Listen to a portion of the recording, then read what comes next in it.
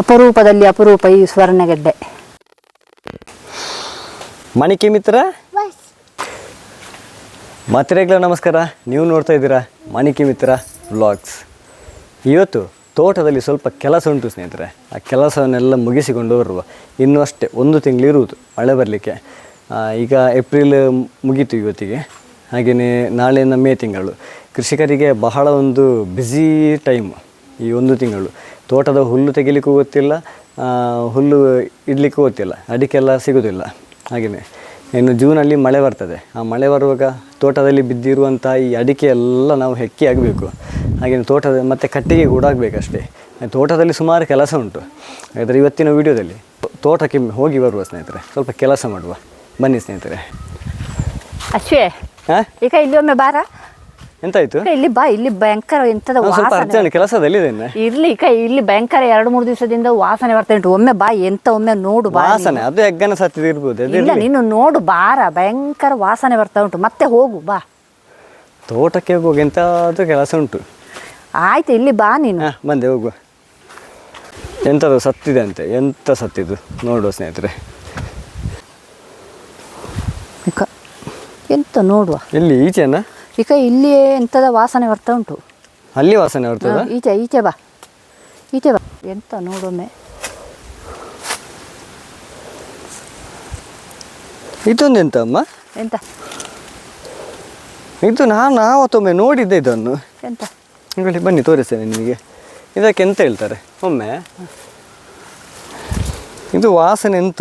ಇದು ಎಂತ ಗಿಡ? ಓ, ಇದು ಇದ್ದ ನೀವೆಂತ ಮೊನ್ನೆಯಿಂದ ನೋಡ್ಲಿಲ್ಲ ನೀವು? ಮೆಲ್ಲ ಮೆಲ್ಲ.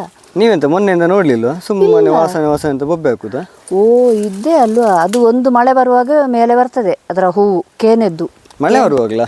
ಒಂದು ಮಳೆ ಬಂತಲ್ಲ ಮೊನ್ನೆ. ಹೌದು. ಆ ಮಳೆಗೆ ಅದು ಒಳಗಿಂದ ಹೂ ಬರುದು, ಇನ್ನು ಗಿಡ ಬರ್ತದೆ ಮೇಲೆ. ಇದು ಎಲ್ಲ ಕಡೆ ಆಗ್ತದೆ ಈಗ? ಎಲ್ಲ ಕಡೆ ಆಗ್ತದೆ. ಅದರ ಒಳಗೆ ಗಡ್ಡೆ ಉಂಟು, ಇನ್ನು ಮಣ್ಣಿನ ಒಳಗೆ. ಇದು ಆವತ್ತೊಮ್ಮೆ ಎಲ್ಲಿಯೋ ಇಲ್ಲಿಯೋ ಗುಡದಲ್ಲಿ ಎಲ್ಲಿಯೋ ನೋಡಿದ್ದೆ ನಾನು. ಇದು ಅಲ್ವಾ ಇಷ್ಟು ವಾಸನೆ ಬರುದು. ಸ್ವಲ್ಪ ಬಾಡಿದೆ ಇವತ್ತು ಸ್ವಲ್ಪ. ಅದೇ ನಿನ್ನೆ ಮೊನ್ನೆಲ್ಲ ವಾಸನೆ ಅಂತ ಹೇಳ್ತಾ ಇದ್ರಿ, ಇವತ್ತು ಸ್ವಲ್ಪ ಕಡಿಮೆ ವಾಸನೆ. ಅದು ಬಿಸಿಲಿಗೆ, ಭಯಂಕರ ಬಿಸಿಲಲ್ವ ಇವತ್ತು. ಬಿಸಿಲಿಗೆ ವಾಸನೆ ಅಲ್ಲ, ಅದು ಬಾಡಿದ್ದ ಹಾಗೆ ಅಂತ ಹೇಳಿ. ಅದು 2-3 ದಿವಸ ಆಯ್ತಲ್ವಾ ವಾಸನೆ ಬರುದು. ಇದೆಂತ ನಾವು ತಿನ್ನುವಂತ ಕೇನೆ ಅಲ್ವಾ? ಹೌದು, ನಾವುದೇನು ಅದು ಅಡಿಗೆದ್ದು ಸುವರ್ಣಗೆಡ್ಡೆ ಅಂತ ಹೇಳ್ತಾರಲ್ಲ. ಸುವರ್ಣಗೆಡ್ಡೆ ಕೇನೆ.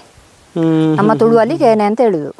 ತುಳುವಲ್ಲಿ ಕೇನೆ ಅಲ್ಲಮ್ಮ, ಅದು ದೊಡ್ಡ ಗಿಡ ಬರುದಲ್ವಾ? ಹೌದು, ಇನ್ನು ಮೇಲೆ ಗಿಡ ಬರ್ತದೆ. ಅದು ಇದರ ಜೊತೆಗೇನೆ ಬೇರೆ ಗಿಡ ಬರ್ತದೆ. ಇನ್ನು ಅಡಿಯಿಂದ ಗಿಡ ಬರ್ತದೆ ಅಂತ ಹೇಳಿ. ಅದು ಮೇಲೆ ಮಾತ್ರ ಹೂವಿನಾಗೆ. ಇನ್ನು ಅಡಿಯಿಂದ ಅದು ಈಗ ಇನ್ನು ಹೋಗ್ತದೆ, ಬಾಡಿ ಹೋಗ್ತದೆ ಅದು ಹೂವು. ಈಗ ಹೇಳುವಾಗ ನೆನಪು ಅಂತು, ಒಂದು 3-4 ವರ್ಷ ಮೊದಲು ಇಲ್ಲಿ ಒಂದು ಇಂಥದ್ದೇ ಒಂದು ನೋಡಿದ್ದೆ ನಾನು. ಹೌದು, ಅದರ ಫೋಟೋ ಕೂಡ ಇರ್ಬೋದು ಇದರಲ್ಲಿ, ನೋಡುವ. ಹಾಗಾದ್ರೆ ನಾನೊಂದು ಸಂಗತಿ ಮಾಡುವ. ನಮಗೆ ಕಲೀಲಿಕ್ಕೆ ಬೇರೆ ಎಲ್ಲಿ ಹೋಗ್ಬೇಕು ಅಂತ ಇಲ್ಲ, ನಮ್ಮ ಕೃಷಿ ಭೂಮಿಯಲ್ಲಿ ಉಂಟಲ್ವ. ಹಾಗಾದ್ರೆ ಒಂದು ಕೆಲಸ ಮಾಡುವ. ನಾನು ಆಗ ಕೂಡ ನೋಡಿದ್ದೆ, ಅಲ್ಲಿ ಒಂದು ಕೇನೆದು ಸುವರ್ಣ ಗೆಡ್ಡೆದೊಂದು ಗಿಡ ಉಂಟು. ಆದರೆ ಈ ಥರ ಬೇರೆ ಎಲ್ಲಿಯೂ ಬರಲಿಲ್ಲ, ಇಲ್ಲಿ ಮಾತ್ರ ಬರ್ತಾ ಇರೋದು. ಹಾಗಾದರೆ ಇದನ್ನೊಮ್ಮೆ ಓಪನ್ ಮಾಡಿ ನೋಡುವ. ಅದು ಒಳಗೆ ಗೆಡ್ಡೆ ಬೆಳೆದಿರ್ತದೆ. ಲತ್ತು ಗೆಡ್ಡೆಯಲ್ಲಿ ಹೀಗೆ ಬರುವುದಿಲ್ಲ ಕಾಣ್ತದೆ ನನಗೆ ಮತ್ತೆ ಕರೆಕ್ಟ್ ಗೊತ್ತಿಲ್ಲ. ಹೀಗೆ ಮೇಲಿಂದ ಹೂ ಬರುದು. ನೀವು ಹೇಳುದು ಇದು ಬೆಳೆದಾಗಿದೆ, ಇದರ ಟೈಮ್ ಆಗಿದೆ. ನಾನು ತೋಟಕ್ಕೆ ಕೊಟ್ಟಿನ ಕೆಲಸಕ್ಕೆ ಹೋದವ ಇನ್ನು ಪಿಕಾಸರ್ಬೇಕಷ್ಟೇ. ಪಿಕಾಸದಂದ್ರೆ ಒಳ್ಳೇದಾ ಅಂತ ಹೇಳಿ. ಕೆಳಗೆ ಇಲ್ಲಿ ಬೇರೆನೆ, ಇಲ್ಲಿ ಬೇರೆನೆ ಕಲರ್, ಇಲ್ಲಿ ಸ್ವಲ್ಪ ಬೇರೆನೆ ಕಲರ್. ತಲೆ ನೋಡಿ, ತಲೆ ಕೂಡ ಬೇರೆನೆ ಕಲರ್, ಒಳಗೆ ಹಳದಿ. ಗಿಡ ಎಲ್ಲಿಂದ ಬರ್ತದೆ ಅದು ನನಗೆ ಗೊತ್ತಿಲ್ಲ. ಆದರೆ ಇದನ್ನೊಮ್ಮೆ ಸಂಶೋಧನೆ ಮಾಡಿ ನೋಡಬೇಕು ನನಗೆ. ಹೇಗೆ ಇದನ್ನು ಓಪನ್ ಮಾಡುವನಾ? ಇದರಲ್ಲಿ ತಿನ್ನುವಂಥ ಕೇನೆ ಉಂಟಾ ಇಲ್ವಾ? ಉಂಟಾ? ಹಾಗಾದರೆ ಓಪನ್ ಮಾಡುವಲ್ಲ? ಖಂಡಿತ. ಎಸ್, ನೀವು ಹೇಗೆ ಮೊಜೆಂಟಿಯ ಹಾತೆಯನ್ನು ಕೂಡ ನಾವಿಲ್ಲಿ ನೋಡ್ಬೋದು. ವಾಸನೆಗೆ ಬರ್ತದೆ. ಮಕರಂದ ಹೀರ್ಲಿಕ್ಕೆ ಬರ್ತದೆ ಅದೆಲ್ಲ. ಅದು ಮೊಜೆಂಟಿಯ ಅಲ್ವಾ? ಹಾತೆ ಮೊಜೆಂಟಿಯ. ಹಳದಿ ಉಂಟು, ಅದನ್ನೆಲ್ಲ ತಕೊಂಡು ಹೋಗ್ತದೆ. ಹೌದು. ಆದ್ರೆ ನೀನು ಓಪನ್ ಮಾಡುದು ಬೇಡವಾ ಅಂತ ಹೇಳಿ. ಯಾಕೆ? ಅವುಗಳಿಗೆಲ್ಲ ಒಂದು ಆಹಾರ ಅಲ್ವಾ. ಈಗ ಅವುಗಳಿಗೆ ಆಹಾರ ಹೌದು. ಹಾಗಾದರೆ ನಾವು ಇದನ್ನು ಬಿಟ್ಟು ನಾಳೆ ಏನಾದರೂ ಹಂದಿ ಹೆಗ್ಗಣ ಬಂದು ಇದನ್ನೆಲ್ಲ ಹಾಳು ಮಾಡಿದರೆ ಅಲ್ವಾ? ನೋಡು, ಅದು ಇದನ್ನು ಬಿಟ್ಟು ಬೇರೆ ಗುಲಾಬಿಗೆಲ್ಲ ಹೋಗ್ಬೋದು. ನೋಡು, ಅದು ಹೋಗಲಿ. ಅದಂತ ನಿನ್ನ ಕೈಯಲ್ಲಿ ಶಂಖಪುಷ್ಪ. ತೋರಿಸಪ್ಪನಿಗೆ ವಿಶೇಷವಾಗಿರುವಂಥ ಹೂವು ಅಲ್ಲ ಅದು? ಭಾರಿ ಎಡಚೆಟ ಜಾಗದಲ್ಲಿ ಆಗಿದೆ. ಹಾಂ ಉಂಟು. ಇದು ಒಂದು ಸಂಗತಿ ಗೊತ್ತುಂಟಾ, ಇದರಲ್ಲಿ ಸ್ವಲ್ಪ ದೊಡ್ಡದು ಸುವರ್ಣಗಡ್ಡೆ ಉಂಟು ಇದರಲ್ಲಿ.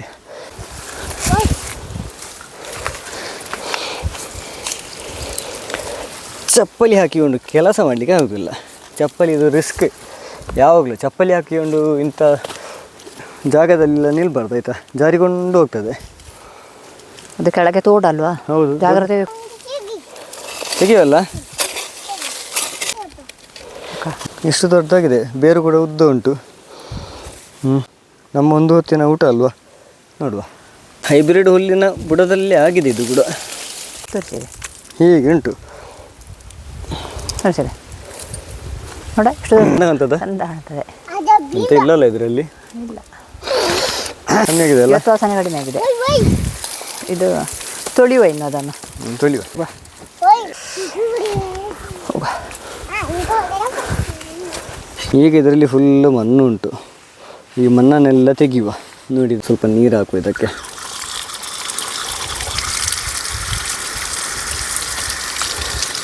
ಒಳಗೆ ಮತ್ತೆ ನೀರು ಹಾಕುವಲ್ಲ. ಇದೆ ಮುಖ ತೊಳೆದು ಸ್ವಲ್ಪ ಇದನ್ನು ತೊಳೆಯುವ. ಇನ್ನು ಒಮ್ಮೆ ತೆಗೆಯುವ. ನೀರನ್ನು ಮಿತವಾಗಿ ಬಳಸಿ ಸ್ನೇಹಿತರೆ. ಈ ವರ್ಷ ಮಳೆ ಬರ್ತದೆ ಇಲ್ಲವೋ ಗೊತ್ತಿಲ್ಲ, ಯಾವಾಗಲೂ ಮೋಡ ಬರ್ತಾ ಉಂಟು, ನೀರಿಲ್ಲ. ನೀರು ಭಾರಿ ಕೆಳಗೆ ಹೋಗಿದೆ. ಕುಡಿಲಿಕ್ಕೆ ನೀರಿಲ್ಲ, ಭಾರಿ ಕಷ್ಟ ಆಗಿದೆ. ನೋಡಿ ಜುಳು ಜುಳು ಜುಳು ಅಂತ ಅಲ್ವಾ. ಈಗ ಪರಿಮಳ ಉಂಟಾ, ವಾಸನೆ ಉಂಟಾ? ಇಲ್ಲಿ ಪರಿಮಳ ಬರ್ಬೋದಲ್ಲ ಅಲ್ಲ. ನೋಡಿ ಬಿಳಿ, ಅದು ಗಿಡ ಇದು ಗಿಡದ ಬೇರು ಅಲ್ವಾ, ಬಿಳಿ ಉಂಟು. ಇದು ಗಿಡದ ಬೇರು, ಇದು ಕೇನೆ, ಮತ್ತು ಇದು ಬೇರೆನೆ. ಕೆಲವರು ನನಗೆ ಹೇಳಿದರು, ಎಂತ ಗೊತ್ತುಂಟ, ಇದು ನಮಗೆ ಗೊತ್ತಾದಾಗ ವಾಸನೆ ಬರಲಿಕ್ಕೆ ಮೊದಲು ಇದನ್ನು ಕರೆದು ತೆಗಿಬೇಕು, ಇಲ್ಲಾಂದ್ರೆ ವಾಸನೆಯಲ್ಲಿ ಕೂತ್ಕೊಳ್ಳಿಕ್ಕೆ ಆಗುದಿಲ್ಲ ಅಂತ. ಇದು ಗುಡ್ಡೆಯಲ್ಲಿ ನಾನು ಇಷ್ಟರವರೆಗೆ ಹೂ ನೋಡಲಿಲ್ಲ. ಅದು ಕೆಲವು ಜಾತಿ ಗುಣ ನಾನು ಗಮನಿಸಿದ ಹಾಗೇನೆ. ಬೇರೆ ಬೇರೆ ವೆರೈಟಿ. ಅದರ ಬಗ್ಗೆ ಜಾಸ್ತಿ ಗೊತ್ತಿಲ್ಲ ನನಗೆ. ನಮ್ಮ ಜಾಗದಲ್ಲಿ ಆದದ್ದನ್ನು ನಾನು ಕಣ್ಣಾರೆ ನೋಡಿದ್ದನ್ನು ನಾನು ಹೇಳುವುದು ಅಲ್ವಾ. ಹೌದು. ಇದರಲ್ಲಿ ಮಣ್ಣು ಕಲ್ಲು ಕಸಗಳು ತುಂಬ ಉಂಟು. ಕ್ಲೀನಾಗಿ ಅದನ್ನು ತೊಳಿಬೇಕು. ತೂಕ ಮಾಡುವ ಮಿಷನ್ ಒಂದು 7-8 ಸಾವಿರ ಕೊಟ್ಟರೆ ಕೂಡ ಒಂದು ಮಿನಿಮಮ್ ಒಂದು 10 ವರ್ಷ ಬಾಳಿಕೆ ಬರಬೇಕು. ಅಂಥ ಚಾರ್ಜ್ ಮಾಡುವ ಮಿಷನ್ ಎಲ್ಲಿಯಾದರೂ ಇದ್ದರೆ ಹೇಳಿ ಆಯಿತಾ ಸ್ನೇಹಿತರೆ. ಮೊದಲು ತೊಳೆಯುವಲ್ಲ, ಸುಮಾರು ಹೊತ್ತಾಯಿತು. ಅಪರೂಪದಲ್ಲಿ ಅಪರೂಪ ಈ ಸ್ವರ್ಣಗೆಡ್ಡೆ. ಇವ ನಮ್ಮ ಟೈಗ ಆಯಿತಾ. ಇವನಿಗೆ ಸುಮಾರು ವರ್ಷ ಆಯಿತು, 10 ವರ್ಷದ ಯುವಕ ಇವನು.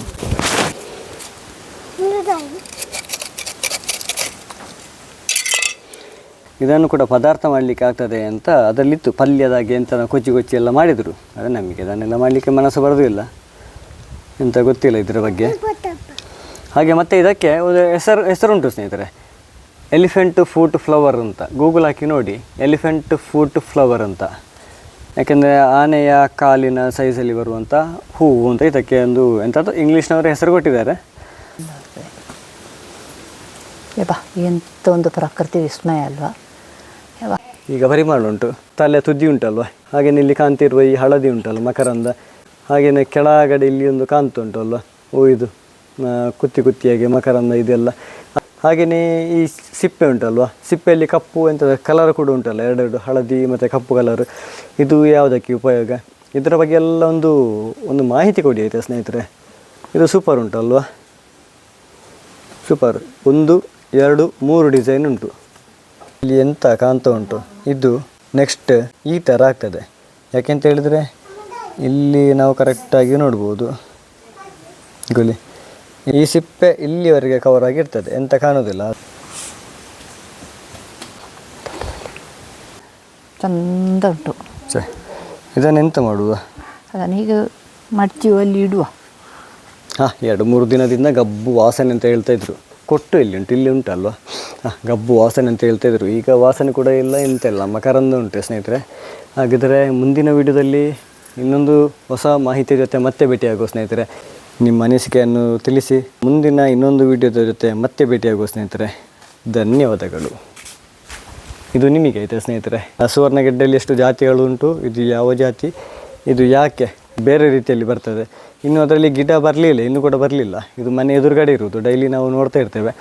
ಇದರಲ್ಲಿ ಗಿಡ ಬರಲಿಲ್ಲ, ಇನ್ನೂ ಬರಬೇಕಷ್ಟೇ. ಇನ್ನೂ ಬರೋದಿಲ್ಲ, ತೆಗ್ದಾಯ್ತಲ್ಲ. ಮುಂದಿನ ವೀಡಿಯೋದಲ್ಲಿ ಮತ್ತೆ ಭೇಟಿಯಾಗುವ.